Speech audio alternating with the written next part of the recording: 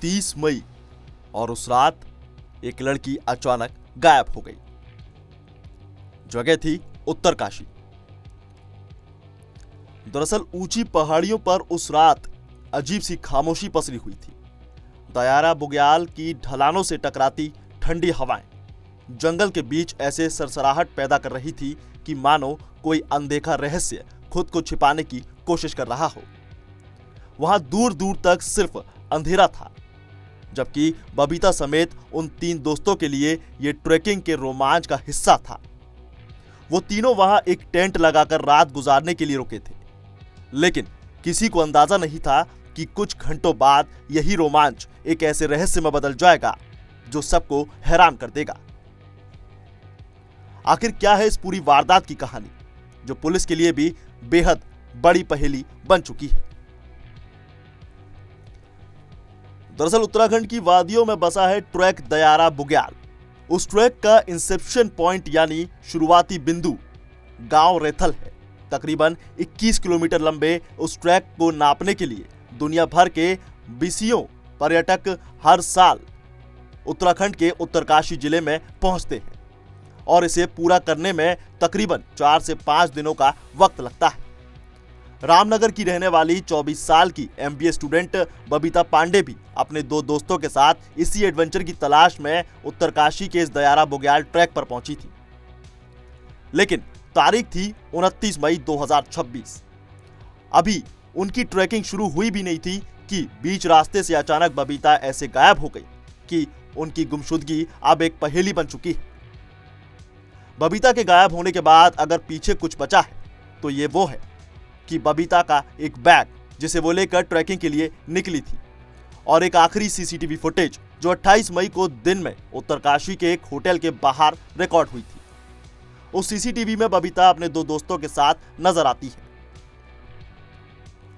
फिलहाल उसे गुम हुए करीब 9 दिन का वक्त बीत चुका है, लेकिन बबीता का दूर दूर तक कोई सुराग नहीं मिला। सवाल है कि आखिर उसके साथ क्या हुआ? क्या वो कहीं चली गई? आखिरी बार उसे कब और किसने देखा? क्या वो अपनी मर्जी से कहीं चली गई या फिर उसकी गुमशुदगी के पीछे कोई गहरी वजह है? बबीता की गुमशुदगी का राज क्या हो सकता है? ये सवाल ऐसे ही लोगों के मन में पनप रहे हैं और उसकी तलाश कहां तक पहुंची, इस बारे में हम अब आपको बता दें। लेकिन बबीता की ट्रैकिंग के लिए घर से निकलने के लेकर गायब होने की इस पूरी कहानी को एक बार सिलसिलेवार तरीके से समझने की कोशिश करते हैं। देखिए, बबीता 25 मई को उधम सिंह नगर से अपने 2 दोस्तों के साथ निकली थी। इसके बाद वो अलग अलग जगहों पर घूमते हुए 28 मई को रैथल गांव पहुंचे। ट्रैकिंग पर जाने से पहले बबीता ने अपने घर वालों को बताया था कि वो अपनी कुछ फीमेल फ्रेंड्स के साथ ट्रैकिंग पर जा रही है। चूंकि बबीता पहले भी कई बार ट्रैकिंग पर जा चुकी थी और घर वालों ने उसकी इस ट्रिप को कोई ऐतराज नहीं दिखा, लेकिन सच्चाई कुछ और थी। बबीता लड़कियों के साथ नहीं बल्कि 2 लड़कों के साथ ट्रैकिंग के लिए निकली थी और उसका सबूत उसकी गुमशुदगी के पहले ही ये आखिरी CCTV फुटेज में कैद है। इनमें वो एक होटल के बाहर गाड़ी से उतरती हुई नजर आती है और कहीं जाते हुए दिखती है। यहाँ बबीता के साथ 2 लड़के भी नजर आते हैं। असल में रामनगर से निकलकर बबीता अपने इन्हीं 2 दोस्तों के साथ रैथल गांव पहुंची थी और यहाँ से तीनों ने ट्रैकिंग की शुरुआत करते हुए गोई का सफर पूरा किया। गोई के बाद वो असली ट्रैकिंग की शुरुआत करते हैं। जानकारी के मुताबिक बबीता और उसके दोस्तों ने गोई के पास ही एक टेंट लगाया और रात को वहीं रुकने का फैसला कर लिया। ये पूरा इलाका जंगल से घिरा हुआ है, लेकिन सुबह होने के बाद जब बबीता के दोस्तों की आंखें खुली तो उन्होंने देखा कि बबीता कहीं गायब है। वो टेंट में नहीं थी।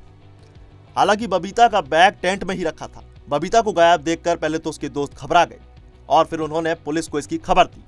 बबीता को आखिरी बार देखने वाले उसके दोस्तों ने पुलिस की पूछताछ में ये स्वीकार किया कि उस रात वो दोनों टेंट लगाने के बाद शराब पीने लगे थे, जिसके बाद बबीता कुछ देर के लिए टेंट से बाहर निकल गई थी। चूंकि वो शराब के नशे में थी, इसीलिए उनकी आंख लग गई और उन्हें बबीता का ख्याल नहीं रहा। लेकिन जब अगले दिन उनकी आंख खुली तो उन्होंने बबीता को गायब पाया। बबीता सिर्फ एक चप्पल पहने हुई और मोबाइल फोन के साथ ही टेंट से बाहर निकली थी और गुम हो गई। पुलिस को बबीता की गुमशुदगी की जानकारी 30 मई की रात को मिली। चूंकि ये इलाका जंगली है और यहाँ जंगली जानवरों को भी देखा गया है, पुलिस ने लड़की को अपने तौर पर ढूंढने के साथ साथ उसकी गुमशुदगी के बारे में वन विभाग को सूचित किया और तलाशी अभियान शुरू किया गया। इस तलाशी अभियान में एसओजी, एसडीआरएफ, एनडीआरएफ की मदद ली गई। यहाँ तक कि पुलिस ने बबीता के पोस्ट वगैरह भी बनाकर आसपास के इलाकों में सर्कुलेट कर दिए, ताकि अगर किसी को उसके बारे में कुछ भी पता चले तो वो पुलिस को सीधा बताए। लेकिन पुलिस की इस कोशिश का कोई असर नहीं दिखा। फिलहाल पुलिस ने इस सिलसिले में एफआईआर दर्ज कर ली है और बबीता के साथ आखिरी बार मौजूद दोनों लड़कों से पूछताछ की जा रही है। लेकिन नतीजा सिर्फ ये है कि अब सवाल ये है कि आखिर बबीता की गुमशुदगी के पीछे क्या क्या संभावित वजह हो सकती है। तो तफ्तीश में पुलिस उन सारी वजहों को एक्सप्लोर कर रही है। इन आशंकाओं के मद्देनजर रखते हुए 150 लोगों ने या फिर उससे भी ज्यादा लोगों का लवाजमा बबीता को ढूंढने में लगा हुआ है। पुलिस के साथ साथ एसडीआरएफ, एनडीआरएफ और एसओजी के साथ साथ आईटीबीपी और वन विभाग के साथ साथ डॉग स्क्वाड और ड्रोन सर्चिंग टीम भी इस पूरे मिशन पर लग चुकी है। यहाँ तक कि गोताखोर भी बबीता की तलाशी में जुटे हुए हैं। 5 दिन की तलाशी के बाद जब बबीता का कुछ पता नहीं चला तो छठे दिन जिला प्रशासन ने गोई के पास मौजूद एक झील की गहराई को नापने का फैसला कर लिया और इसके लिए खास तौर पर गोताखोरों की टीम इकट्ठी की गई। वहां से वैसे भी अगर खुदा न खास्ता बबीता किसी जंगली जानवर का शिकार बन जाती है तो फिर उसके साथ कुछ ना कुछ निशान जरूर मिलेंगे। ऐसे में अब तक ये शक होने लगा कि कहीं बबीता गलती से झील के पानी में तो नहीं गिर गई। इसी के बाद लगभग 9 फीट गहरी झील को भी खंगाला गया, लेकिन बबीता का कोई सुराग नहीं मिला।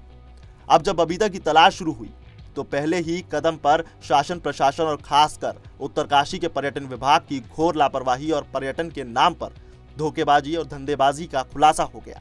असल में ट्रैकिंग के लिए जाने वाले पर्यटक के बारे में एक्सप्लोर उत्तरकाशी नाम की एक वेबसाइट में पहले जानकारी दर्ज करवानी होती है ताकि पर्यटन विभाग के पास हर सैलानी की जानकारी मौजूद रहे। लेकिन जब बबीता की गुमशुदगी के बाद पर्यटन विभाग ने अपने तौर पर उसका ब्यौरा खंगालना शुरू किया तो देखा कि बबीता और उसके नाम से तो डॉक्यूमेंट्स में कोई एंट्री है ही नहीं। जो एंट्री हुई वो भी फेक थी।